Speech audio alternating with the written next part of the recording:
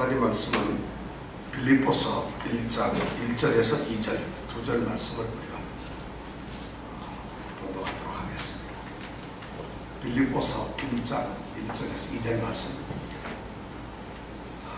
다같이 한 목소리로 읽도록 하겠습니다. 그리스도 예수의 종 바울과 디모데는 그리스도 예수 안에서 빌립보에 사는 모든 성도와 또는 감독들과 집사들에게 편지하노니 하나님 우리 아버지와 주 예수 그리스도에게로서 은혜와 평강이 너희에게 있을지어다. 아멘.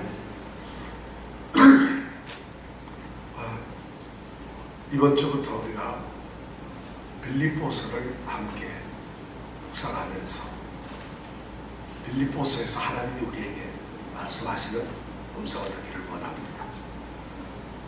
많은 성경 중에서도 이 빌립보서는 빌립보서만이 가질 수 있는 독특한 그런 특징이 있습니다.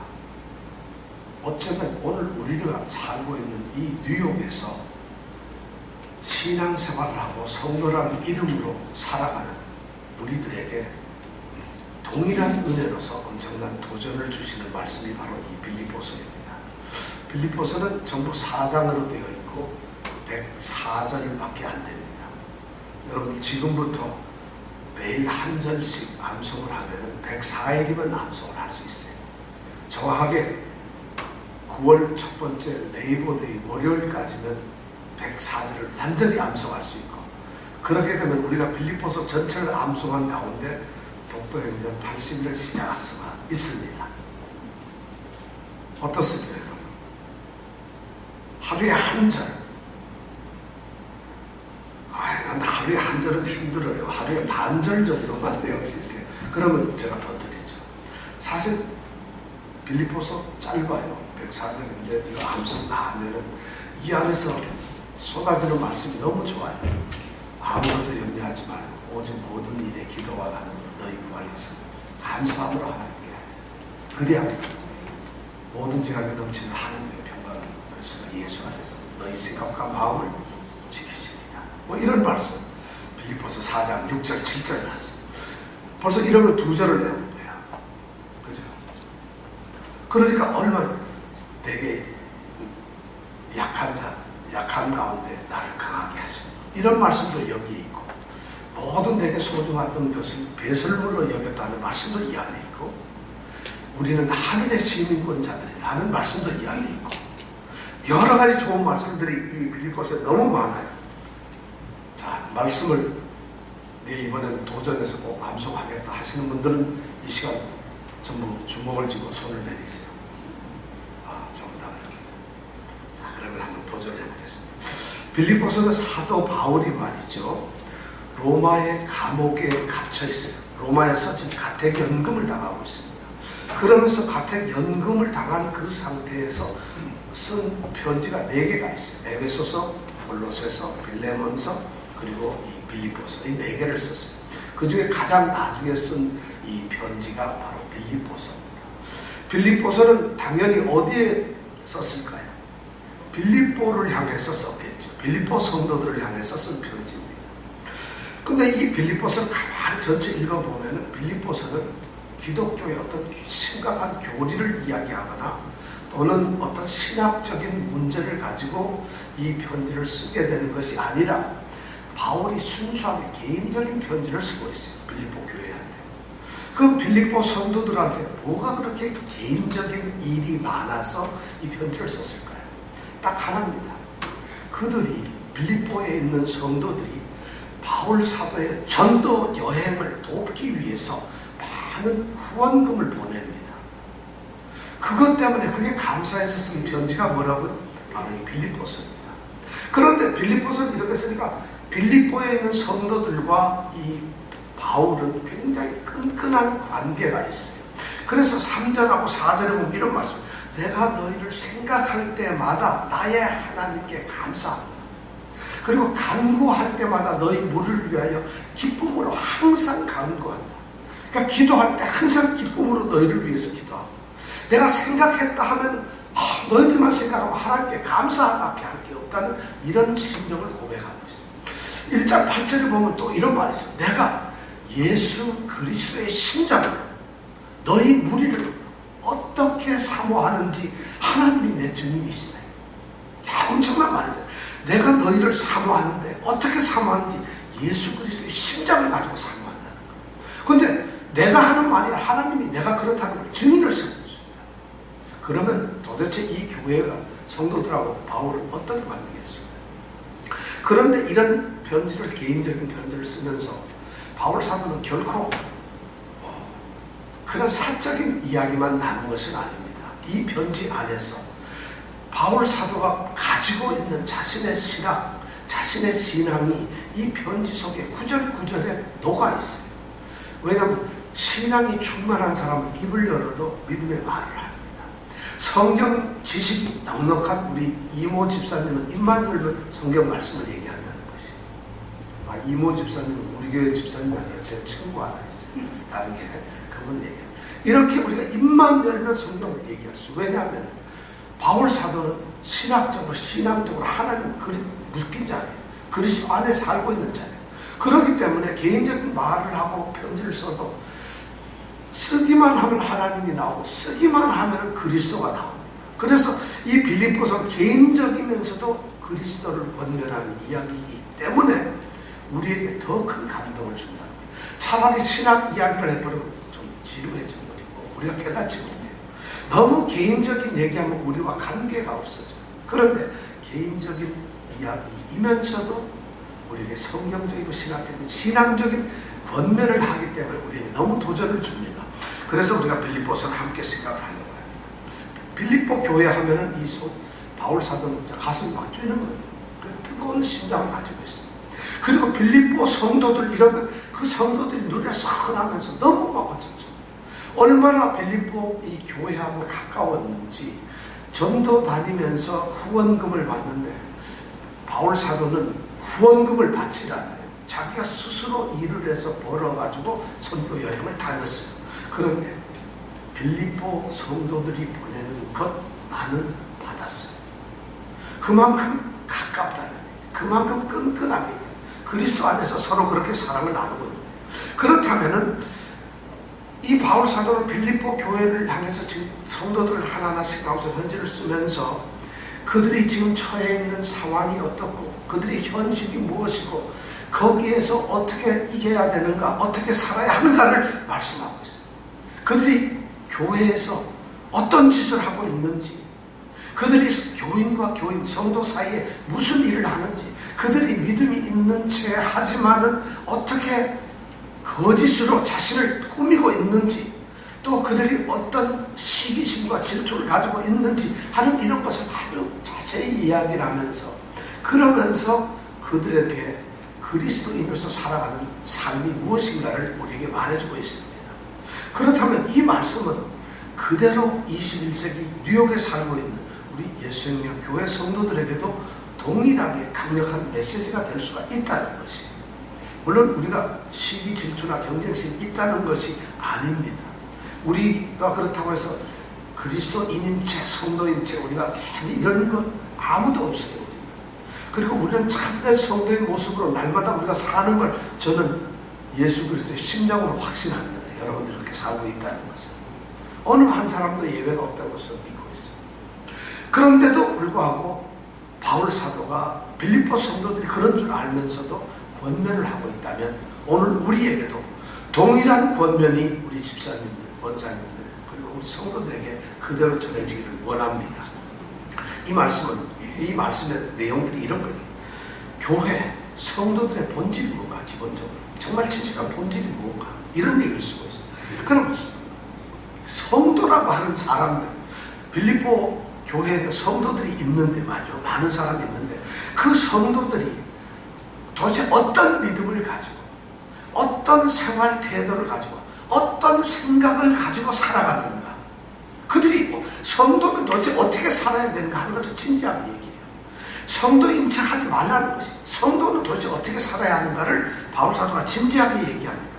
그러면서 그럼 성도에게 있어서 믿음이라는 게 도대체 뭘까? 외부에서 어떤 공격이 들어올 때 우리는 어떻게 그 믿음을 지켜야 하는가 하는 문제도 바로 이 빌립보서에서 우리에게 이야기를 해주고 있습니다. 그뿐만 아니라 가장 중요한 핵심은 역시 빌립보서에서 제일 중요한 건 뭐겠어요? 주 예수 그리스도예요. 그분이 어떤 분이신지, 그분이 오늘 우리에게 무슨 일을 하셨는지, 그리고 내가 처한 환경 속에서 그분은 내게 어떻게 이끌어 가시는지 하는 내용을 빌립보서에 기록을 하고 있다는 거죠. 그러니까 그분을 우리가 어떻게 의지해야 되고 신뢰해야 되고 그분을 따라야 하는가 하는 내용들이 바로 빌립보서에 기록이 되어 있다는 것입니다. 그러니까 빌립보서 이 104절밖에 안 되는 말씀 속에서는 이 땅에 살고 있는 예수쟁이들, 예수 믿는 척하는, 예수 믿는 사람들이, 성도들이 어떻게 살 것인가는 성도의 삶에 대한 아주 진지하고 깊은 이야기들이 우리에게 전해지고 있어요. 그래서 이 2018년도 하반기, 어쩌면 내년 상반기까지 연장이 될지 모르겠는데, 이 빌립보서를 통해서 이 2018년 하반기 동안에는 우리 정말 예수의 생명으로 살아가는 성도 한번 되어봅시다. 정말 성도처럼 한번 살아봅시다. 아니 그냥 자기 육신 때문에, 자기 삶 때문에, 자기의 생각 고집 때문에, 내 가족 때문에, 또는 내 어떤 여러 가지 핑계로 만약에 성도의 삶을 우리가 좀 게을리했다면, 남들 또는 하나님께서 보시기에 우리의 성도의 삶이 좀 부족했다면, 우리가 빌립보서를 통해서 정말 아름다운 신앙의 동행을 한번 하시길 원합니다. 그래서 정말 우리 성도들이 달라졌으면 좋겠어요. 그런데 그렇게 하려면 우리에게 중요한 것이 뭐냐? 도대체 빌립보라고 하는 도시가 어떤 도시였고, 빌립보라고 하는 교회는 어떻게 세워졌는가? 이것을 좀 알 필요가 있어요. 여러분, 빌립보가 어디에 있는 도시인지 아세요? 자, 여러분 카톡을 보면 지금 거기 지도가 하나 나와 있을 거예요. 아니, 여기 안 나오면 지도를 한번 보시면 지도가 나와 있으니까 여러분, 어떻게 이정원 집사님이 제일 먼저 찾으셨어요? 카톡 대장이신가 봐. 자, 여러분, 여기에서 빌립보가 어디 있는지 보이세요?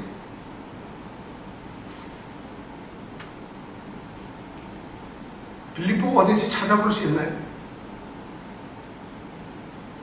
빌립보는 어느 도시인가, 어딘가 하면 여러분, 왼쪽 제일 위에 있어요.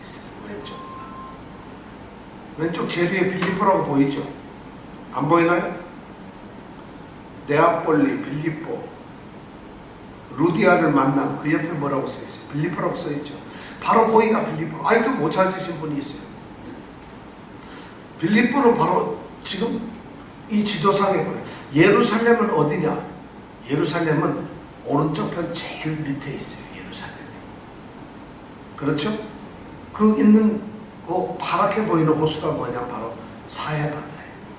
그리고 그 위로 올라가면 갈릴리가 나옵니다. 소위 시돈 이런 땅이 나오죠.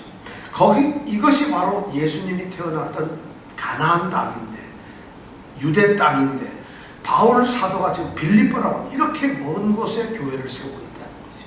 자, 이해가 가시겠어요? 그 파란 넓은 바다가 무슨 바다죠? 예, 지중해. 그러면 왼쪽 편에 있는 가장 그 큰 땅, 반도처럼 생겨 있는 그 땅이 바로 우리가 오늘날 말한 그리스 땅입니다. 지금 마게도냐와 같은 것이죠. 그럼 그리스 바로 왼쪽으로 지도는 안 보이는데 가면 무슨 나라가 있을까요? 이탈리아가 있어요. 이탈리아의 수도는 어디일까요? 로마는 누가 갔다 왔나요?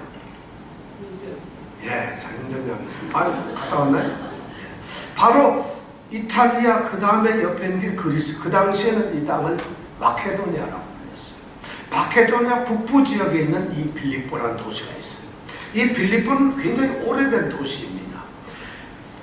역사가 굉장히 긴 도시예요. 제일 처음에는 트라키아라고 하는 사람들이, 그 나라가 그 땅에 살고 있었어요.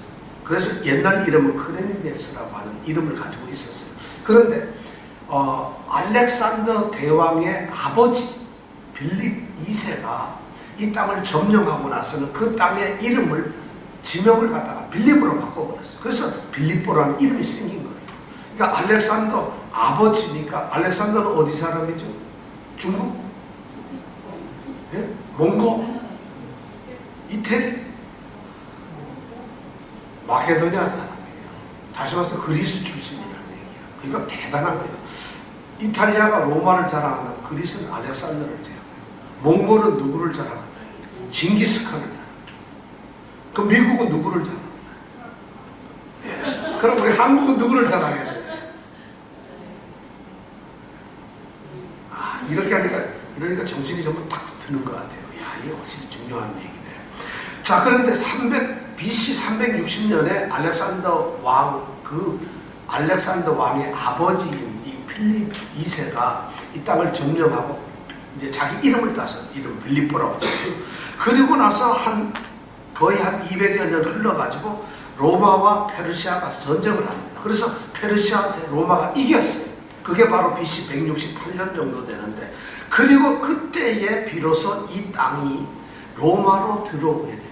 로마의 땅으로 들어오게 돼요. 그리고 그 다음에 한 120년 지나서 BC 한 42년도에 유명한 전쟁이 일어나는데, 누구하고 누구 전쟁이냐면 옥타비아누스라고 하는 사람하고 안토니우스라는 사람이 한 편을 먹고, 또 이쪽에는 누구냐면 브루투스라는 사람하고 카시우스라는 사람이 한 편을 먹고 싸웁니다. 다 로마에 있는 사람들인데, 이 브루투스나 카시우스는 뭐한 사람이죠? 시저를 죽인 사람이에요. 브루투스 알죠? 그 시저의 유명한 말 뭐죠? 브루투스 너마저 배신, 가장 자기를 친한 친구이고 자기 호위병이었는데 그 브루투스가 시저를 죽이죠. 그래서 시저의 양아들인 옥타비아누스하고 안토니우스가 한편이 되고 이쪽에 있는 이 브루투스하고 싸움이 벌어져요. 사실. 그래서 이쪽이 집니다. 브루투스. 이 배신자들이 져요. 그리고 나서 10여 년쯤 있다가 이 옥타비아누스하고 안토니우스가 둘이 또 싸움을 해요. 유명한 악티움 해전이라고 하죠. 이거 뭐 내가 로마사 강의하는 것도 아니야. 둘이 싸움을 해서 옥타비아누스가 이겨요. 이 안토니우스는 그때 어디로 도망을 가느냐? 우리가 잘 아는 클레오파트라한테 도망을 가요. 둘이 안토니우스, 클레오파트라고 뭐 아는 것처럼 다 웃으시니까 기분은 좋네요. 그래서 그렇게 되어 있어요. 그래서 옥타비아누스는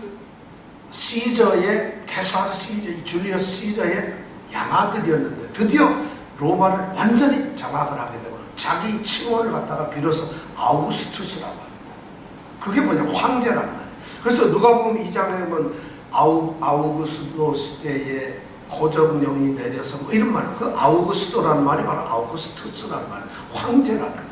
그러니까 옥타비아누스가 황제가 됐어요. 바로 이 BC 31년에 그런 일이 돼요. 요때쯤이면은 예수님이 아직도 태어나기 전이죠. 그래서 이 옥타비아누스가 스스로 아우구스투스가 되면서, 그러면서 이 빌립보 성을 갖다가 로마의 식민지로 만듭니다. 이우스 이탈리우쿰이라고 그래가지고, 그게 뭐 이탈리쿰이라는 말이 무슨 말이야? 이우스 이탈리쿰이라는 뭐냐? 이탈리아와 동일한 모습으로 이제 그 땅을 다스리겠다. 다시 말해서 로마와 똑같은 그런 형태로 이 빌립보에 이 정치를 하겠다는 거예요. 그러니까 빌립보에 사는 사람들은 로마 시민과 동일한 권리를 가져요.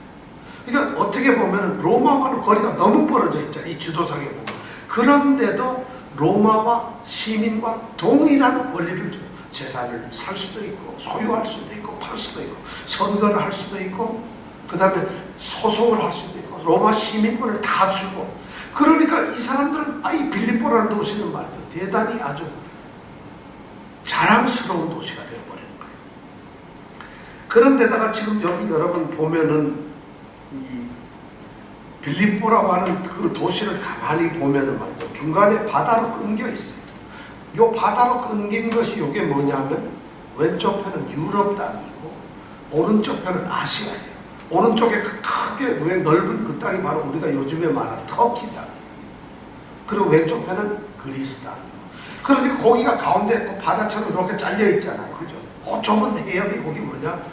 바로 에게해고. 그런데 그것이 바로 유럽과 아시아를 나누는 곳이다. 그러니까 이탈리아 로마에서부터 이렇게, 로마는 그 당시 세계를 지배하다 보니까 무역도 하고 뭘 하려다 보면 동쪽, 이 동방정책을 썼어요. 그래서 이 터키, 소위 아시아 땅, 그 당시에는 아시아 땅이라고 했는데 이 땅을 완전히 점령을 하고 있었어요. 그러니까 무역을 하려면 지금 지도에는 안 보입니다. 고비움 콘스탄티노플이라고 이 아시아 땅의 수도가 있는데 거기서부터 로마까지 연결되는 고속도로를 하나 놨어요. 그게 에그나티아 도로라고 하는 건데 고속도로라고 해서 오늘처럼 이렇게 하이웨이를 만든 게 아니라 그 당시로 말하면 벽돌을 깔아놓은 포장, 로마가 대단한 나라죠. 그런데 그 길이 통하는 길목에 바로 뭐가 있었냐? 빌립보가 있었다. 그러니까 빌립보는 교통의 중심지이고 무역도 하고 그러니까 잘 사는 그런 성이에요. 도시예요. 빌립보가 바로 그런 거예요. 그래서 사도행전 16장 12절에 보면 마게도냐 지경의 첫 번째 성이고 로마의 식민지였다. 이런 표현이 사도행전 16장에 나옵니다.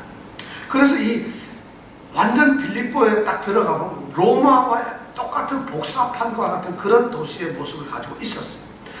주민들도 거의 대부분이 로마 사람, 그리고 그리스 사람 조금하고 아주 극소수의 유대인들이 좀 살고 있었어요. 그러니까 성의 주민들이 로마인이니까 당연히 로마를 자랑스럽게 여깁니다. 로마의 역사와 전통, 그리고 로마와의 자신들과의 관계, 로마의 관습, 법률, 로마의 풍습, 모든 것을 그 사람들은 아주 자랑스럽게 여겨요. 왜냐하면 자신들이 로마 사람과 동일하기 때문에. 그런데다가 거기 사는 사람은 다 로마 시민권자들이니까 얼마나 이 사람들은 긍지와 자부심을 가지고 사는지 몰라요. 그런데다가 이 빌립보는 완전 금이 많이 나요.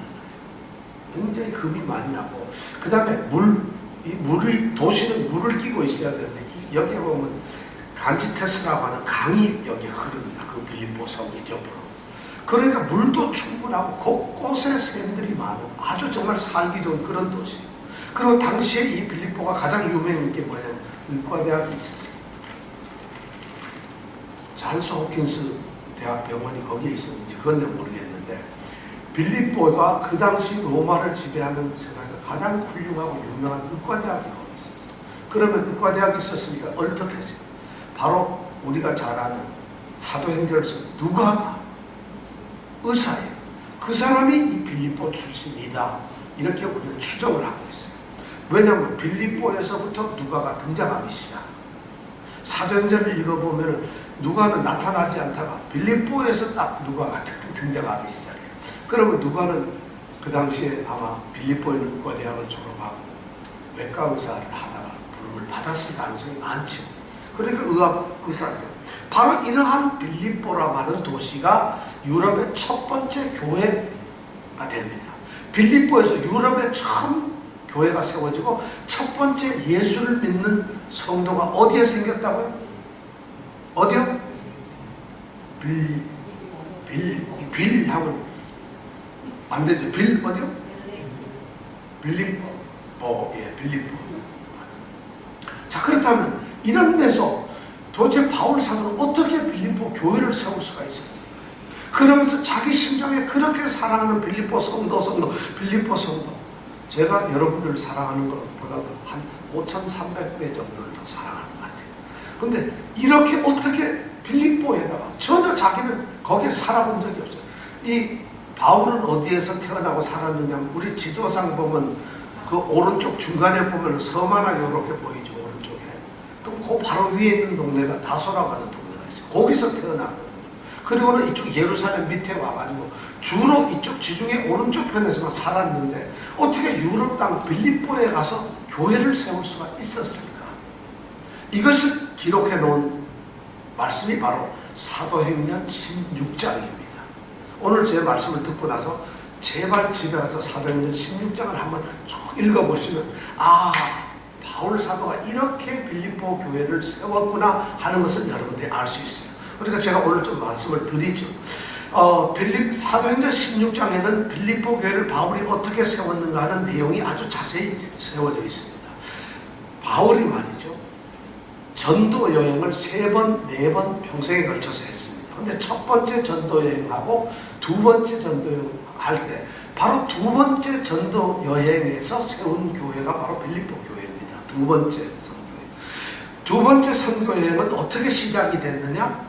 바울 사도가 1차 전도 여행을 갔다 오고 난 다음에 한참 한 몇 달, 6개월, 1년 이렇게 지나고 난 다음에 자신이 1차 전도 여행 시에 세워놨던 교회들이 어떤 모습으로 어떻게 성장하고 있는가 궁금해가지고 그것을 방문하기 위해서 갔던 것이 바로 2차 전도 여행입니다.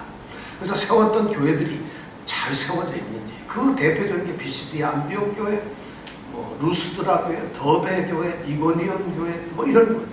그러면 그때 1차 전도여행을 어디서 갔느냐? 이 바울 사도 여러분 지도를 가만히 보면은 말이죠. 그 구브로 섬이라고 있죠. 그죠? 오른쪽 중간에 보면 지중해 가운데 섬이 하나 좀 큰 게 있죠. 그게 구브로 섬이라고 이렇게 쓰여 있을 거예요. 그죠? 그렇게 되어 있습니까? 안 되어 있습니까? 그리고 그 오른쪽 약간 위로 보면은 안디옥이라고 하는 데가 있어요. 그죠? 바로 이 안디옥이라고 오른쪽 중간쪽 딱 끝에 제일 중간쪽에 안디옥이라고 하는 데가 나오죠. 나옵니까? 안 나옵니까? 안디옥이라고 하는데 여기 교회가 이방인들이 처음 세운 교회인데 거기에 담임 목사로 목회를 하는 분이 누구예요? 바나바. 우리가 잘 아는 바나바라는 사람이었어요. 근데 바나바가 이 사도 바울이 예수를 핍박하다가 다메섹에서 만나게 되고 그 다음에 바울이 방황하고 있을 때 불러가지고 같이 목회를 한 것이 바로 이 안디옥 교회입니다. 그래서 그 안디옥 교회에서 이 바나바가 바울과 같이 손을 잡고 전도여행을 떠난 그것이 1차 전도여행이었어요. 그래서 1차 전도여행을 갈 때는 그 안디옥 교회를 떠나가지고 왼쪽에는 구브로 섬을 지나가지고 그 다음에 왼쪽 오른편에 왼쪽 위에 있는 그 육지로 들어가서 거기 지도가 되어 있는데 바로 해변가를 쭉 따라가지고 한 바퀴 도는 다음에 다시 거꾸로 구브로 섬으로 돌아와서 안디옥 교회를 돌아갑니다. 거꾸로 왔다가 이게 바로 1차 전도여행이에요. 그리고 2차 전도여행을 이제 출발하는데 2차 전도여행을 그걸 돌아보려면 그 길을 구브로 섬으로 도로 돌아가서 가야 될 텐데 바울 사도가 구브로 섬으로 안 가고 그 안디옥에서 육지 땅 위로 바로 올라가 버려요. 북쪽으로. 그래가지고 이 소위 아시아 땅으로 넘어가게 됩니다. 왜 그랬느냐 하면은 1차 전도여행을 할 때 이 바나바와 바울이 사람을 하나 데리고 왔어요. 마가라고, 마가복음을 썼다고 그래요. 마가를 데리고 갔는데 마가가 선교여행 갈 때 열심히 따라갔다가 밤빌리아라고 하는데 구브로 섬 지나서 육지에 닿자마자 나 전도 힘들어서 못하겠다. 중간에 포기를 돌아가요. 그런 마가가 그러니까 예수 잘 믿다가 포기한 것 무슨 일인지 모르고 한 중간에 포기를 해버립니다. 그리고 돌아가 버립니다. 그런데 2차 전도여행을 출발하려고 하니까 바나바는 그 마가를 또 데리고 가자는 거예요. 근데 바울은 데려가고 싫은 거예요. 왜냐하면 바나바는 그 마가가 자기 조카거든요. 여기서도 소위 이 인간적인 이 친척 관계가 중요해요. 조카니까 데려가려고 해요. 이 마가는 나중에 베드로의 아주 진실한 그냥 가장 가까운 제자가 되죠. 그래서 마가 베드로로 듣고 나서 마가복음을 쓰게 됩니다. 근데 이 마가는 바나바를 삼촌이니까 따라가려고 바나바가 데리고 갑니다. 그래가지고 데려가다 보니까 바로 바나바가 이 구브로 섬으로 해서 가버렸어요. 그러니까 바울 사도는 바나바하고 대판 싸우는데 간 그 구브로로 갈 수가 없잖아요. 왼쪽 섬으로. 그러니까 할 수 없이 땅 위로 올라간 거예요. 그때 누구를 데려갔냐? 신라라고 하는 사람을 데려갑니다.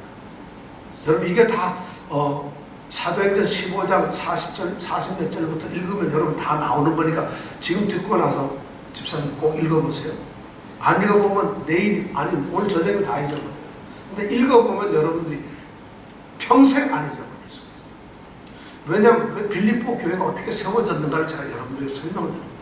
그래서 바울과 신라가 위로 올라갑니다. 올라가가지고 더베, 루스트라, 이고니온, 비시디아, 안디옥이라고 하는 그 세웠던 교회를 쭉 돌아보면서 루스트라, 더베에서 누구를 만나느냐? 디모데를 만나게 돼요. 거기에서 디모데라는 사람을 만나게 돼서 이 바울 사도가 양아들로 만들죠. 그래서 디모데 전후서를 쓰게 돼요. 디모데 전후서를 바울 사도가 쓴 건데 바로 디모데라는 사람을 루스트라, 더베에서 만나게 됩니다. 그리고 계속 이제 전도 여행을 가는데 바울의 1차 목적은 2차 선교 여행에서 목적이 뭐였죠? 1차 전도 빌립보 이러면은 너무 해답 아닌 것 같아서 틀리고요. 2차 전도 여행의 목적은 1차 전도 여행을 해서 세웠던 교회를 돌아보는 것이었어요. 잘 성장하고 있는가 하는 것을 탐방하는 거였어요. 그런데 그렇게 돌아다니다가 보니까 몇 군데 거치고 나니까 그냥 돌아갈 수 없으니까 선교지를 더 확장을 시켰어요. 그래서 여기에 보면 위로 올라가기 시작합니다. 이 땅 아시아 땅 중간에 그 넓은 땅에 위로 빨간 줄이 아마 이렇게 그려져 있습니다. 위로 올라가요. 그래서 그 아시아 땅을 이걸 전체적으로 한번 여기 무시아라고 그러죠, 그죠? 무시아로 가서 이쪽 갈라디아 저쪽에 위에 있는 여기를 다 돌아보려고 지금 생각을 하고 있는 그런 생각을 하고 바울 사도가 계획을 세웠는데, 근데 그걸 계획을 세우고 그러고 가지를 못해요. 왜 그랬을까요? 사도행전 16장 6절에서부터 10절에 보면은 바울이 이쪽에서부터 이 아시아로 무시아로 해서 이쪽 갈라디아 이쪽 브리기아 이쪽으로 올라가려면 이쪽으로 가려는 걸 못 가게 막은 중년 회방을 놓고 못 가게 한 게 있어요. 누가 했느냐? 성령이 회방합니다. 성령님이 세상에 전도하는 걸 막아버려요. 못하게 했다는 거예요. 바울의 생각하는 날이 성령은 이 무시아에서 동쪽으로 가는 걸 막아버리고 왼쪽으로 가요. 그래서 무시아에서 왼쪽으로 가면 뭐가 나오나요? 여기 지도상에 뭐가 나오죠? 드로아라고 하는 거예요. 나옵니까? 안 나옵니까? 보입니까? 여러분 드로아 보이세요? 무시아에서 유두고를 살린 그 밑에 보면 동네 이름이 뭐라고 나오죠? 드로아라고 나오죠. 바로 드로아라는 데로 가게 됩니다. 이 드로아에서 엄청난 경험을 이 바울 사도가 합니다. 드로아에서 환상을 봅니다. 어디에서 봤다고요? 대답 안 하시는 두 분이 있어요. 어디에서 봤다고요? 바로 대답 안 하고 남들 한 다음에 따라서 하는 분이 있어요. 다시 한번 어디서 환상을 봤다고요? 네. 바로 드로아라고 하는 곳에서 환상을 봅니다. 성령님께서 동쪽으로 아시아 땅을 전도하려는 걸 막았어요. 예수의 영이 막았다고 했어요. 그리고는 서쪽으로 드로아로 갔는데 드로아에서 밤에 환상을 봐요. 근데 환상 중에 누가 나오느냐? 바로 이 오른쪽에 있는 마케도냐 땅에 살고 있는 한 사람이 환상 중에 나타납니다. 그리고는 바울 사도에게 말을 거는데 마게도냐로 건너와서 우리를 좀 도와주세요. 환상 중에 그런 얘기를 하는 거예요. 바로 그래서 바울 사도가 그 환상을 보고는 깨어납니다. 아, 이것은 성령께서 하시는 말씀이로구나 해서 2차 전도 여행의 바울의 계획은 거기서부터 수정이 됩니다. 동쪽으로 가는 것이 아니라 드로아에서 환상을 보고는 빨간 주것처럼 바로 배를 타고 건너가 버려요. 그래서 네아폴리라고 하는 그 항구를 지나가지고 거기서 한 12km 떨어져 있는 빌립보라는 성에 들어가게 됩니다. 그래서 바울도 난생 처음 유럽 땅을 밟게 돼요. 거기에서 복음을 전하는, 그러니까 바울의 2차 전도여행은 지금 세계, 유럽을 향한 세계 전도여행이라는 거예요. 1차는 그 다음에 3차부터는 여기서 자유롭게 막 다닙니다. 이제는 한번 가봤거든. 자기가 유럽이 굉장히 한 번도 안 가봤는데 겁나는데 가보니까 아무것도 아니거든. 그러니까 3차 여행도 이제 유럽 땅으로 가게 되는 거죠. 그래서 드로아에서 환상을 보았다. 이것이 바로 굉장히 중요한 역사의 전기가 됩니다. 그리고는 빌립보에 갔어요. 자, 빌립보에 가니까 물썰고 낯설고 아무도 없어. 유대인들이 별로 살지가 않아요.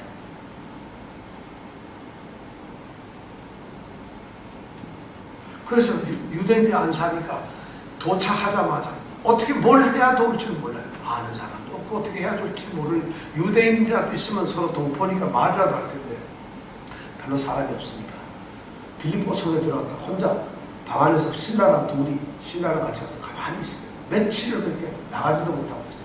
그러다가 한 며칠 지나서 안식일이 되어가지고는 아, 이거 우리가 그냥 여기서 있으면 안 되지. 기도하기 위해서 기도처가 혹시 있을지 모른다. 왜냐하면 유대인들이 있다면 반드시 회당이나 기도처가 있으니까 거길 가야 돼. 그러고 찾으라고 어딜 갔나요? 간지테스 강으로 나갑니다. 강가에 나가요. 강가에 딱 나갔는데 기도처가 강가에 있겠어요? 낚시꾼들이나 있지. 어디 있겠어요? 그런데 그 강가에 갔더니 마침 여자들이 몇 명이 한 30명 이렇게 있더라는 거예요. 강가에. 그래서 이 바울이 신라를 가진 그 여인들에게 접근을 합니다. 그래서 접근을 해가지고 거기에서 뭘 했겠어요? 길을 물었다. 아니면 빌립보에서는 제일 큰 도시가 제일 큰 집이 어느냐 이걸 물었을까요? 여기서 복음을 전하는 거예요. 강가에서 만난 몇 명의 여인들한테 복음을 전했어요. 그때 그 여인 중에서 한 명이 루디아라는 여인. 성령님이 하나님이 그 루디아의 눈과 마음을 열었어요. 이 루디아라는 여인이 거기서 처음 이제 만나게 돼요. 이 루디아라는 여인이 바로 그 자리에서 만나고 그래서 거기서 교회가 시작이 돼요. 그 교회가 뭐라고? 무슨 교회예요? 무슨 교회예요? 예, 빌리보. 그렇게 했는데 이 루디아라는 여인은 말이죠. 뭐 하는 장사냐면 옷감 장사예요. 염색해서 만든 옷감을 파는 장사인데 거기서 파는 게 아니라 이쪽으로 다시 넘어오면 여기 제일 위에 보면 두아디 아시아라고 하는 글 바로 위에 두아디아라고 하는 글이 있죠. 그 두아디아 성 출신이에요, 이 여자가. 그러니까 거기에서 염색 물감을 사다가 어디다 파느냐? 빌립보에 가서 파는 거예요. 그러면 장사가 될까요? 안 될까요? 외서로 말하면 무역을 하는 거죠. 그죠? 그러니까 외국에서 수입을 해서 사니까 이윤이 많이 나는 거예요. 이쪽에는 염색이 두아디라 쪽에는 굉장히 염색법이 발달이 돼 있어요. 여기는 염색 노동조합이 있을 정도로 발달이 돼 있어요. 근데 빌립보에는 아까 말했죠. 금이나고 강은 있는데 그런 게 없거든요. 옷장사, 동대문 시장 하나 세우는 것보다 더해. 막 장사 너무 잘 되는. 그러니까 두아디라는 돈을 벌었을까 모르겠어요. 엄청나게. 그러니까 돈 좀 있는 여인인데 아마 강가에서 한 게 뭐냐. 동네 아줌마들한테 아마 염색 옷감을 팔지 않았겠나. 왜냐 그분들이 뭐 서로 거기서 기도했다는 말은 전혀 없습니다. 그런 와중에 복음을 전했어요. 그래서 이 두아디아는 그런 여인인데 이 여인은 보니까 본래가 유대인이 아닌 이방인이에요. 그런데 유대계로 개종을 해서 유대인의 신앙에 대해서 관심이 있는 거예요. 그리고 하나님을 믿었어요. 그런데 하나님을 믿는데 바울이 전하는 복음을 보니까 예수 그리스도를 얘기하는데 십자가를 얘기하는데 부활을 얘기하는데 자신이 생각한 하나님과 더 다른 그런 신앙을 얘기해요. 그러니까 거기에서 하나님이 그 마음을 열어주시니까 이제 신앙을 갖게 되는 거예요. 사도행전 16장에 나오는 말씀. 그런데 이 두아디라, 이 우리가 말하는 루디아는 성경학자들이 얘기하는 사람 이름이 아니라 루디아라고 하는 지역 출신의 여인이라는 거예요. 그런데 루디아라고 부를 뿐이라는 거예요. 우리는 이름을 루디아라고 짓잖아요. 근데 루디아로 이름 지어서 리디아고가 골프 선수 유명한 여자애가 리디아라고 지었는데 이 루디아는 이름이 아니라 지명 이름이라고 그래요. 그러니까 그 당시 여자들 이름을 부르진 않죠. 여자가 뭐 대우를 잘 못 받으니까. 그러니까 무슨 어디 출신 여자, 어디 출신 여자 이런 식으로 말. 요새 우리 한국어로 말하면 뭐 안성대, 순천대 뭐 이런 식이나 비슷한 거예요.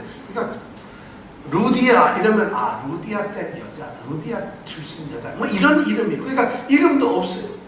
야 이름도 없는 한 이 여인이 거기서 도전을 받고 복음을 받게 되니까 그것을 세례를 받고 그리고 바울과 신라를 막 강제로 끌어서 자기 집으로 가자 해서 집안 식구들 다 세례받게 하고 그래서 빌립보 교회가 처음 시작된 것이 바로 이 염색 옷감 장사의 집에서 시작돼요. 이게 빌립보 교회가 그렇게 세워져요. 그러니까 바울로서는 지금 전도여행에서 얼마나 큰 도전을 받았겠어요. 너무 기쁘잖아요. 하나님이 그것을 예비해 두시고 얘기를 했는데 하나님이 사도행전 16장 7절인가 8절에 보면 하나님이 그 마음을 열어주셨다고 해요. 그래가지고 복음을 받아들였어요. 이것이 빌립보 교회가 처음 생긴 건데 빌립보 교회는 또 한 사람이 있어요. 그 사람 이 루디아 이 여인 말고 또 하나 이 교회를 세운 유명한 사람이 있어요. 그게 누구냐? 누굴까요? 사도행전 16장에 보면 잘 나오는데 여러분 오늘 뭐 시간이 많이 걸리더라도 말씀을 드려야 되겠네요. 바울이 그러니까 이제 어디에서 사겠어요? 루디아 집에서 이제 예배드리고 사죠. 근데 거기서 예배드리는데 어느 날 이제 기도하러 가려고 기도처를 찾으러 나갔어요. 나가는데 어떤 한 조그만 여종을 하나 만납니다. 여인을. 근데 이 여자가 뭐 하는 애인가 하면은 이 여자애가 하는 일이 뭐냐면 점 치는 애예요. 점을 쳐요. 길에 앉아가지고. 그래서 점 쳐주는 거예요. 그런데 그 여자애를 쓱 지나가는데 갑자기 이 여자애가 바울과 신라가 지나가니까 탁 나타나가지고 그냥 막 소리를 지르는 거예요. 바울이 언제 점 친다 얘기도 하는데 점 치세요 이게 아니라 이 사람들은 바로 하나님의 종이다. 구원을 선포하는 사람들이다. 하면서 소리를 질러대는 거예요. 바울이 지금 그 전에 외국에 와가지고 전도 잘못했다가 붙잡아 갈지도 조심조심 가는데 소리를 지르니까 얼마나 놀랐겠어요. 그래서 도망가다시피 갑니다. 그리고 겨우 피했어요. 근데 그 다음날 가다 보니까 또 나타나가지고 소리를 지르는 거예요. 그 다음날 가니까 또 나타나는 거예요. 며칠을 계속 이 점치는 여자아이가 계속 그렇게 와서 막 바울을 그렇게 소리를 지르는 거예요. 그러니까 바울이 가만히 보니까 이거 안 되겠거든요. 그러니까 그 여자아이를 귀신 들린 거 점치는 귀신 고쳐버려요. 그래서 점을 못 치도록 그 애를 고쳐줘 버립니다. 누구를 고쳐줬다고요? 누구를 고쳐줬다고요? 잡치는 여자? 네, 점치는 여자를 고쳐줘요. 그러니까 이 여종이 딱 고쳐지고 나니까 문제가 생겨버렸어요. 뭐냐면 이 점치는 여자아이는 사실 남한테 고용되어 있는 사람, 주인이 따로 있어. 근데 주인은 그 점치는 여자가 점치면 돈을 벌어가지고 오잖아요. 그럼 그걸 챙기는 사람이야. 앵벌이야, 앵벌. 이 여자는 쉽게 얘기하면 이 여자가 자기가 사는 게 아니야. 그러니까 이 주인이 가만 생각해보니까 언제가 이 점치는 여자애가 그만 휙 정신이 돌고 나서 점을 안 치는 거야. 그러니까 이 주인이 생각할 때 수입이 없어져 버립니다. 그러니까 바울과 실라를 고소를 해버립니다. 관청에다 고소를 해버립니다. 그러면서 고소를 하면서 이 사람이 내 점치는 사업 완전히 망쳤어요. 이렇게 말하면 그 재판이 안 되잖아요. 그러니까 뭐라고 죄목을 붙이냐면 이 사람들이 유대인인데 말이죠. 우리 로마인들이 따라갈 수 없는 그런 이상한 풍습, 이상한 짓을 자꾸 가르친다 이거예요. 그렇게 얘기하니까 로마인으로서 긍지를 가지고 있는 이 빌립보에 있는 이 관리가 또 그 도시, 그건 용납이 안 되는 거예요. 그러니까 바울과 실라를 체포하게 되고 거기서 무지무지하게 매질을 합니다. 그리고 채찍질을 해버립니다. 그때 맞았던 채찍이 아마 주님께서 십자가에 달릴 때 그 로마 채찍이에요. 그럼 그 채찍은 뭐죠? 끝에 뭐가 있어요? 생선뼈나 쇠가 달려요. 그걸 가지고 바울과 실라가 이거 맞았다 생각하는데도 지금 아무 생각이 없어요. 태연하게 웃고 있는 분이 있어요. 그분은 도대체 어떤 심정으로 이런 얘기를 듣고 웃나? 그러니까 살짝 떠지고 막 바울과 실라가 거의 초죽음이 돼가지고 둘을 땅속 깊게 파놓은 그 땅속 감옥에다 가두어 버립니다. 그렇죠? 그런데 우리가 잘 아는 대로 바울과 실라는 사도행전 16장에 보면 그 속에서 한밤중에 뭐라죠? 기도하고 찬양을 합니다. 우리하고는 차원이 다르죠. 우리는 그 속에 있으면 나 살려! 하거나 아니면 내가 뭘 잘못했다고 막 소리를 질 텐데 이 바울 사도와 실라가 거기서 하나님께 찬양을 합니다. 기도를 한다. 성경에 보면 그렇게 되어 있어요. 기도와 찬양을 하니까 갑자기 지진이 나면 그게 한 밤 12시나 1시 됐을 거죠. 지진이 나면서 옥문이 전부 다 막 열리면서 죄수들이 다 도망을 가고 막 무서워지고 막 혼란이 생기는 거예요. 그러니까 이 간수가 놀래가지고 와가지고 이제 죄수가 다 도망가고 하면 이 간수는 직무유기로 그냥 바로 죽는 거예요. 사형이야. 그러니까 놀래가지고 자기가 죽으려고 칼을 빼서 목에다 딱 갖다 대는데 그때 바울과 신라가 그 간수를 말립니다. 죽지 마라. 다 도망간 게 아니라 아무도 도망 안 갔다. 여기 있다. 그러니까 이 간수가 놀래가지고 아유 선생님 그럼 우리가 무엇을 해야 구원을 얻겠습니까? 내가 뭘 해야 되나요? 구원을 어떻게 해요? 그래서 그때 유명한 말이 사도행전 16장 31절 말씀, 우리가 식당에서 잘 보는 말씀, 주 예수를 믿으라 그리하면 너와 내 집이 구원을 얻으리라. 사도행전 16장 31절 말씀, 그 말씀을 바로 바울 사도가 그때 딱 던져줘. 그러니까 이 이름 없는 간수가 예수를 믿겠습니다. 바로 세례를 받습니다. 그리고 또한 자기 집으로 데려가서 온 식구들한테 전부 세례를 받게 합니다. 바로 빌립보 교회는 이름 없는 한 여인과 이름 없는 한 남자의 두 사람에 의해서 세워진 교회예요. 바로 이것이 빌립보 교회예요. 그러니까 바울 사도는 이 빌립보 교회에서 남다른 애정과 관심을 가지고 있어요. 그렇지 않았겠어요? 그러니까 엄청난 그런 마음을 가지고 있는 것이죠. 그러니까 빌립보 교회만 생각하면 정말 하나님 성령께서 자기를 강권적으로 역사해서 빌립보로 이끌어간 것, 유럽 땅으로 가는 것, 그리고 그 낯선 유럽 땅에서 최초로 교회를 세우게 한 것, 그리고 거기에서 정말 이름도 없는 두 사람을 만나게 한 것, 그리고 거기에서 하나님의 놀라운 은혜와 초기적적인 그런 사건을 경험하게 한 것, 이 모든 것이 막 하면 빌립보 교회만 하면 바울 사도의 가슴이 막 뛰는 거예요. 그러니까 빌립보 성도들이 이쁠 수밖에 없어요. 그런데 빌립보의 성도들은 또 그렇게 열심히 해요. 지금 여기 보면 빌립보서 중간에 보면 있어요. 빌립보 에바브로디드라고 하는 빌립보 출신의 여인이 있어요. 집사가 있는데 이 사람이 빌립보 교회에서 돈을 걷고 많은 걸 걷어가지고 감옥에 있는 지금 이 로마까지 와서 바울 사도에게 지금 건네주고 후원금을 건네주고 그래요. 그러니까 이 바울 사도는 빌립보를 떠날 수가 없어요. 바로 빌립보서는 그러한 사랑이 담겨있는 정말 심장으로 사랑할 수밖에 없는 그 교회를 향해서 쓴 편지라는 거죠. 그렇다면 바울 사도가 그런 편지를 썼다면 어쩌면 하나님께서 우리를 그렇게 사랑하시니까 우리에게도 그런 편지를 쓰고 있는 거예요. 그러니까 오늘 우리가 빌립보서를 이제부터 공부를 하면서 바로 그러한 정말 사랑하는 성도의 그런 깊은 교제를 나누는 이런 사랑을 우리는 빌립보 교회를 통해서 이 편지를 통해서 우리가 알 수 있게 된다는 거죠. 그래서 저는 이번 오늘서부터 시작된 이 빌립보서를 통해서 우리가 하반기에 정말 빌립보 성도들이 가졌던 그런 고민과 고통을 같이 우리가 누리면서 또 그것을 깨달으면서 어떻게 신앙생활을 할까를 생각해야 될 것입니다. 그런데 빌립보 교회는 그런 내용이 있는 데가 중요한 이 빌립보서 전체 4장까지 나오는 내용을 가만히 보면 몇 가지 중요한 이야기, 아주 핵심적인 이야기가 나옵니다. 첫 번째가 뭐냐면 바로 이 기뻐하라는 것입니다. 빌립보 교회의 가장 중요한 핵심 단어가 뭐냐면 기쁨이다. 기뻐하라. 장마치 이 기뻐하라 이 말이 16번이 나옵니다.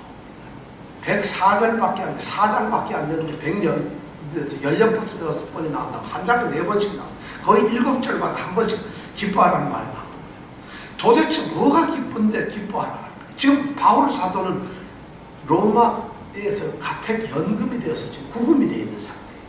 그런 그가 뭐가 기쁘다고? 나처럼 너희들도 기뻐하라. 너희들이 지금 어떤 환경에 있든지 아무리 사업이 있든지 건강이 안 좋든지 뭐가 어떤지가 기뻐하라. 내가 지금 감옥에서 내가 기뻐하는 것처럼 너희도 기뻐하라. 다시 말하면 나는 기뻐한다. 그러므로 너희도 기뻐해라. 이런 편지를 빌립보서를 통해서 쓰고 있다는 거예요. 오늘 성도들도 동일한 얘기를 하고 있어요. 오늘 우리에게도 맞죠. 우리 여러분 기뻐할 수 있나요? 기뻐하라고 성경은 말하고 있어요. 기쁨이라는, 기뻐하는 건 뭘까요? 사람들이 보통 기뻐하는 건 모든 것이 만족되었을 때, 자기 삶이 평안할 때, 그리고 막 즐거운 일만 있어가지고 막 입술이 귀가 올라가가지고 귀에 닿을 정도로 막 이렇게 될 때 그때 기뻐하는 거잖아요.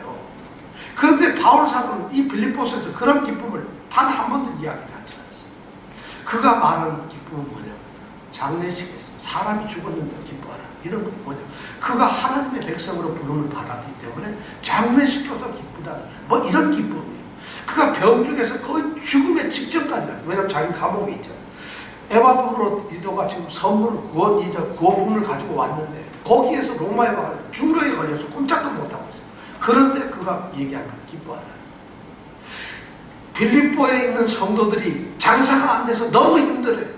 아유, 이 알람 공사를 해야 되는데 도대체 경기가 나쁘니까 알람을 하나도 만들질 않아요. 사업이 안 돼요.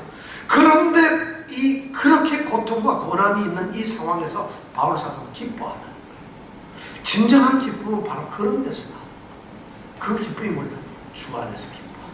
빌립보서 4장 4절에 보면 그렇게 분명해서 주 안에서 내가 다시 말하노니 기뻐하라. 이것이 4장 4절에 주 안에서 기뻐한다는 게 뭐예요? 주님 안에만 있으면 기쁩니다. 주님을 알아가는 것, 그리고 주님을 의지하는 것, 주님을 따라가는 것, 그러면서 기쁨을 누립니다. 빌립보서의 가장 핵심적인 말씀은 바로 기쁨이에요. 오늘 우리에게도 바로 기쁨을 우리가 이 빌립보서를 통해서 기쁨에 대한 교훈을 우리가 듣게 될 것입니다. 많은 일. 두 번째는 뭐냐면 이런 얘기다. 겸손하라. 겸손하라. 빌립보 교회를 향해서 겸손하라. 하나님께서 자기 아들 예수 그리스도를 이 땅에 보내셨어요. 빌립보서 우리가 잘 아는 2장 5절부터 11절 말씀 유명한 말이죠. 너희 안에 이 마음을 두라고 그리스도 예수의 마음이니 바로 예수님께서 하나님과 동등한 분인데도 동등됨을 취하지 않으시고 자기를 낮추어 종의 형체를 가지고 사람의 모양으로 이 땅에 오셨다. 바로 그런 겸손을 본받으라는 거예요. 겸손해요. 교회 모든 성도들이 겸손하는 거예요. 바울 자신이 이런 거예요. 나도 한 자랑 할 수 있다. 내가 보통 없는, 내가 로마 시민권자고 할례 받았고 베냐민 집하고 율법으로 나보다 아는 사람이 있으면 나와보라 그래. 이런 바울 사도가 뭐라고 얘기해요? 나를 닮아서 너희도 겸손하라. 그리고 바울 사도가 자기가 그 가졌던 모든 소위 자신의 신분, 자신이 가졌던 그 학문 지식, 자신이 가지고 있는 어떤 권력, 그 다음에 자신이 가지고 있던 그 백그라운드, 이 모든 걸 배설물처럼 여겼다면 이것이 바로 이 빌립보서 3장에 나오는 말이에요. 그걸 배설물처럼 여기면서 자기 특히나 모든 사람들이 겸손해야 돼요. 오늘날 교회에서 중요한 건 바로 겸손하다. 기뻐하고 겸손하다. 자랑할 게 뭐 있어요, 여러분? 여러분 중에서 제가 이러보니까 자랑할 사람 한 3분 정도 있는 것 같은데, 그분들은 자랑 좀 해도 돼요. 왜냐하면 겸손을 자랑할 수가 있을 것 같아요. 한 3분 정도. 나머지 분들 자랑하지 맙시다. 우리 자랑 절대 하지 마요. 우리는 자랑할 게 없어요. 진짜 그리스도 예수의 마음을 품는 이런 겸손을 하라고 바로 이 빌립보 교회를 향해서 얘기하고 있어요. 그 다음에 뭐냐면 하나가 되라는 거죠. 빌립보 교회가 하나가 되라는 거죠. 빌립보 교회가 지금 하나가 안 되고 있어요. 빌립보서 4장에 보면은 교회를 세운 이 자주장사 여인과 간수의 이름은 성경에 등장하지 않는데, 빌립보에 보면 2명의 유명한 여인이 이름이 등장해요. 유오디아라는 여인하고 순두계라는 여인. 이 여인이 아마 교회 집사도 안 되는, 하여튼 뭐 교회를 섬기는 여인들이 맹렬하게 싸워요. 얼마나 싸웠으면 로마 감옥에 있는 이 바울까지도 그 이름을 흔히 알아요. 마치 뉴욕에 있는 A교회하고 비슷한 모습. 이 여인들이 그렇게 아주 격하게 싸웁니다. 그런 것을 보면서 바울사도가 안타깝다. 교회가 도대체 뭐냐? 그리스도의 한 몸이 교회가 아니냐? 근데 왜 싸우느냐? 그래서 하나가 되라는 이야기를 굉장히 강조합니다. 하나가 되라. 근데 교회에 싸우는 거, 그들이 가만히 싸우는 걸 보면 있잖아요. 뭐에 싸우는지 아세요? 신학적으로 이게 맞습니다. 우리가 예수를 이렇게 믿어야 뭐 이런 걸로 싸우는 게 아니에요. 신앙을 가지고 싸우는 게 아니라 괜히 자기 경쟁심, 자기 이기심, 그리고 자기가 잘난 척하는 허영심, 이런 거 가지고 싸우더라고요. 그래서 성경에 나오는 이 유명한 여인들 유시하고 순실은 대단한 거예요. 순자도 어디서 많이 듣던 이름인데, 순자도 많이 듣던, 유도 많이 듣던. 하여튼 이렇다는 거예요. 이런 일이 있었다는 거죠. 그래서 그들을 보고 절대 싸우고 하나가 되라. 왜 하나가 되느냐? 너는 그리스도의 한 몸이 아니냐? 교회에 그렇지 않아도 교회를 공격하는 외부 세력이 많은데, 너희들은 지금 외부의 사회과 함께 싸우는 영적 전쟁터에서의 전투자들이라. 영적 전쟁은 지금 영적 전쟁을 하고 있는 사람인데, 전선에 있는 같은 편이 동지가 적이 되어서 서로 싸우면 되겠느냐는 거예요. 그러니까 교회 안에 성도들이 누구를 미워하는 거예요? 이 집사님이 이 집사님을 미워하고, 김 집사님이 김 집사님을 미워하고, 이런 것이 뭐냐 하면은 영적 전쟁을 하는 동지들이 뒤에서 칼을 꽂고 있다. 미워. 교회에서 싸운다는 거, 다툰다는 거, 바로 그걸 바울 사도는 얘기하고 있어요. 영적 전쟁도 최전선에서 보초 쓰고 경계를 해야 될 사람들이 싸우고 있어요. 싸우면 되겠어요? 적이 저쪽인데 아내를 내고 총을 지르하고 있다. 이런 일을 얘기하면서 하나가 되는, 연합하는, 이것이 바로 또한 얘기하고 있는 이 빌립보서의 얘기예요. 그 다음에 뭐냐면 너희가 누군지 정체성을 깨달으라고 얘기해요. 너희들이 누구냐? 그래서 빌립보서에 보면 이 성도라는 말이 굉장히 많이 나와요. 성도들. 너희들이 누구냐? 성도라. 너희들이 교인이라는 말을 안 써요. 여러분 오늘 빌립보서 1장 1절에 뭐라고 되어 있어요? 그리스도 예수의 종 바울과 디모데는 그리스도 예수 안에서 빌립보에 사는 모든 성도와, 이렇게 기록이 되어 있어요. 우리 같은 다른 고린도 교회에 보내는 편지나 이런 데 보면은 고린도 교회에, 하나님의 교회의 편지를 보낸다, 이렇게 기록이 되어 있어요. 근데 빌립보서에 보면 교회라는 표현을 안 써요. 그리스도 예수 안에서 빌립보에 사는 모든 성도와 또는 감독들과 집사들에게 편지한다. 이게 뭐냐면 지금 바울 사도는 교회라는 표현을 쓰냐고 성도라는 표현을 쓰는 거죠. 바로 우리 모든 사람들이 교회이면서 성도라는 거죠. 그래서 성도로서 정체성을 지키라는 이런 말씀을 지금 빌립보서에서 아주 강조를 하고 있어요. 그러면서 여기 보면 뒤에 2장 또 넘어가 3장 넘어가면 빌립보에 있는 사람들은 세상적으로 로마의 시민권을 가진 사람들이에요. 또 일부 유대인들은 하나님의 택함을 받은 유대인의 시민권을 가진 유대인자라고 자랑을 하고 있어요. 그런데 빌립보에는 이 그리스도 안에 있는 성도들을 향해서 바울사도가 뭐라 하냐? 너희들의 시민권은 하늘에 있다. 너희들은 하늘의 시민권을 가진 자라. 이런 말씀을 빌립보에서 하고 있어요. 바로 누구냐? 너희들 자신을 알라는 거예요. 바로 예수를 믿는 사람들이 세상에서 똑같은 형태로 살아가고 있는 그것을 바울사도는 마음 아파하고 있다. 너희들은 이 세상에서 김과장, 이과장이 아니라는 거죠. 너희들이 김사장, 이사장이 아니라는 거죠. 이 세상에서 너희들이 그런 것이 아니라 너희들은 하나님의 생명책에 기록된 하늘의 시민권을 가진 사람들이라는 거죠. 성도라는 것이. 성도답게 사는, 성도로 좀 깨달으라는 것이. 여러분, 이것이 얼마나 중요한지 모르겠어요. 우리 그리스도인들은요, 그리스도 안에서 성도로 살아가는 사람들. 그럼 성도로 살아가면 다 죽나요? 지금 다 가질 수 있어요. 우리가 일도 열심히 할 수 있어요. 일감도 나갈 수 있고, 우리가 뭐든지 사업도 할 수 있어요. 전기공사도 할 수 있고, 다 할 수 있어요. 성도로서 우리는 할 수 있는 거예요. 그런데 우리가 잊지 말아야 될 것은, 내 손에 망치가 있다 하더라도 내 심장에서 성경 말씀을 잊지 말라는 거예요. 성도의 삶을 산다는 거예요. 성도처럼 살아가는. 지금 바울 사도가 그걸 빌립보 아무리 잘나고 로마 사람들 시민권자가 전부 다 하더라도 한 명의 성도보다 못하다는 거예요. 성도가 되는 거예요. 하늘의 시민권을 가져라. 이 말씀을 우리에게 또 얘기해 주고 있어요. 어쩌면 오늘 우리에게 들려주는 말씀하고 똑같아요. 우리가 성도 같지 않으니까 어쩌면 이 말씀을 하나님이 주셨는지도 모르겠어요. 그 다음에 또 가장 마지막으로 가장 많이 나오는 게 바로 이 성도의 삶을 사는 거예요. 성도의 삶을 사는 거예요. 도대체 성도의 삶을 사는 게 뭘까요? 여러분, 제가 한번 묻고, 여러분 성도 삶을 살고 있습니까? 그러면은 이거 대답은, 저 교회 열심히 다니는데요. 나 교회에 빠졌어요. 뭐 성도의 삶을 못 살았어요. 그런 유치한 얘기 하지 마세요. 제가 있잖아요. 이번에 기도를 못했어요. 교인 생활 내가 잘 못하는 거예요. 그런 얘기 하지 말라. 성도의 삶을 살아. 성도의 삶이란 뭔지 아세요? 사람을 의지하는 게 아니에요. 환경을 보는 게 아니에요. 자기가 가진 조건에 만족하며 사는 것이 아니라 바로 그리스도 안에서 살아가는 사람. 여러분들이 믿고 의지하고 바라보고 알고 깨닫고 여러분들을 지탱하고 있는 모든 것은 바로 예수 그리스도다. 그래서 빌립보서나 에베소서에 보면 바울 사도가 가장 좋아했던 단어가 뭔지 아세요? 그리스도 예수 안에서. 그는 뭐든지 그리스도와 함께, 그리스도 안에서, 그리스도 안에서. 여러분들 제발 이 바울 사도가 그 말, 그리스도 안에서 살아가는 성도의 삶을 사는 이 말에 여러분 귀를 기울이고 있어요. 가슴에 새기세요. 무슨 일을 해도 좋지만 그리스도 안에서 하세요. 그리스도 안에서 세워지고, 그리스도 안에서 말하고, 그리스도 예수 안에서 보고, 그리스도 예수 안에서 일을 하세요. 사람들 만나세요. 운전을 하세요. 밥을 먹으세요. 그리스도 예수 안에서. 바울 사도는 바로 성도의 삶을 우리에게 얘기하고 있어요. 그 얘기는 뒤집어 말하면 뭔지 아세요? 자기 자신이 누군지를 알라는 것이에요. 여러분 누구예요? 우리 옛날에는 우리가 저희들이 어렵거나 그 옛날 분들은 말이죠. 위인전도 읽고 자기 자신의 삶에 대해서, 자기 자신에 대해서 진지한 생각을 가졌어요. 그런데 요즘의 사람들은 하나도 인생을 진지하게 생각하지 않아요.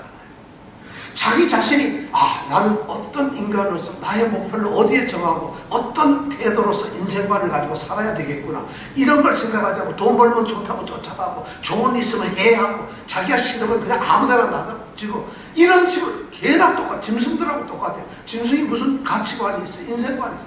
지 좋은 대로 다 하는. 오늘날 사람이 똑같아졌어요. 지금 바울 사도가 빌립보서에 하는 얘기는 그런 의식을 가져라. 성도로서 의식, 생각 좀 하면서 살라는 거예요. 성도답게. 여러분, 그냥 우리가 나 생각 많이 해요. 생각이 아니라 어떻게 하면 돈 벌까 고민을 많이 하고 있는 거예요. 어떻게 하면 건강해질까 하고 아침서부터 운동하는 거, 이런 데 신경을 쓰는 거예요. 우리가 어떻게 하면 이 사람 만나가지고 좀 친해볼까, 이런 신경이 아니라 진지한 자기 자신에 대한 정체성에 대한 이런 고민을 하는 거예요. 나는 도대체 어떤 존재인가? 나는 이 세상에서 성도로서 어떤 길을 가면서 살아가야 될까?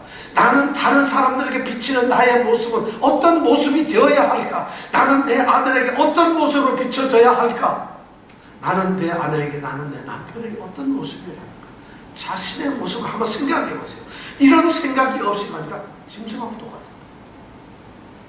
바로 그런 모습으로 오늘 우리에게 얘기해요. 바울 사도가 하는 얘기는 네가 성도임을 기억하라. 너가 성도라는 것을 기억하라. 성도, 그는 그리스도 안에 있는 자. 나 일이 바빠서, 일이 바쁘면 성도가 안 되어야 합니까? 내 힘든 고민거리가 있어서 나 그럼 성도가 안 되어야 합니까? 그런 일이 있을 수가 없잖아요. 내가 요즘 좀 바쁘거든요. 그럼 잠깐 성도는 안 돼. 내가 몸이 너무 아픈데 그래도 성도. 바울 사도는 죽든지 살든지 내 몸에서 귀하게 되는 건 그리스도라고 고백을 하고 있어요. 이것이 바울 사도가 빌립보서에서 우리에게 들려주는 거예요. 이 말씀을 우리는 함께 살아갈까 생각합니다. 너의 삶이 그리스도를 위한 것이냐, 그리스도 안에 있는 것이냐, 그리스도와 함께 살아가는 것이냐. 이 성도의 삶을 살아가자. 빌립보서는 그것을 우리에게 말해주고 있습니다. 이제 이 하반기에 우리가 정말 뉴욕에서 주님이 가장 기뻐하시는 성도들이 되길 원합니다. 그런 삶을 한번 살아보자. 정말 어쩌면 바울 사도가 다시 살아있다면 뉴욕에 있는 예수 생명 성도들에게 그리스도 예수의 종 바울은 그리스도 예수 안에서 뉴욕에 사는 예수 생명교회 성도에게 편지하는 막 이런 걸 정도는 돼야 되지 않겠어요? 저는 그런 꿈을 꾸어봅니다. 저는 그런 비전을 이번에 빌립보서에서 우리가 발견하기를 원합니다. 정말 우리가 그래서 주님 앞에서 하늘의 시민권을 가진 자로서 하나님을 왕으로 모신 시민들이 되기를 축원합니다. 같이 기도하겠습니다.